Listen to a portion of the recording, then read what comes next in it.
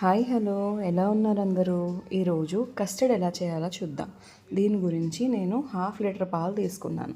అది cream milk, normal milk, any milk మనం తీసుకోవచ్చు. 1/2 లీటర్ పాలు గిన్నెలో వేసి కొంచెం పాలు పక్కన వేరే చిన్న గిన్నెలో తీసుకున్నాను. ఆ పాలని పెద్ద గిన్నె పాలు స్టవ్ మీద పెట్టి మరుగుతుండగా చిన్న గిన్నె పాలల్లోని కొంచెం custard powder 2 spoons or 3 spoons me consistency బట్టి, చిక్కగా కావాలనుకుంటే 3 స్పూన్స్, కొంచెం మీడియంగా కావాలనుకుంటే 2 స్పూన్స్ సరిపోతుంది.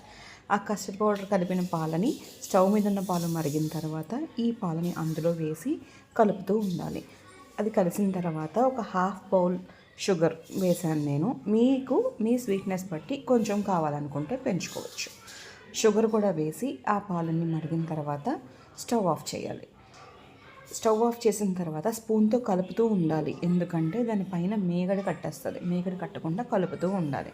అలా చల్లారిన పాలని ఫ్రిడ్జ్లో పెట్టుకోవాలి. ఫ్రిడ్జ్లో నుంచి తీసిన తర్వాత ఫ్రూట్స్, నేనైతే పోమోగ్రానైట్, యాపిల్, బనానా, కొంచెం కిస్మిస్, ఈ ఫ్రూట్స్ అన్నీ కట్ చేసి ఆ కస్టర్డ్ మిల్క్లో కలిపి మళ్ళీ ఇంకొంచెం 1/2 అవర్ ఫ్రిడ్జ్లో పెట్టి తీసుకొని కూల్గా తినొచ్చు. ఈ రెసిపీ ఎలాగుందో కమెంట్ చేయండి. చూస్తున్నారు కానీ లైక్ అండ్ సబ్స్క్రైబ్ కూడా చేయండి. ఓకేనా? Bye bye.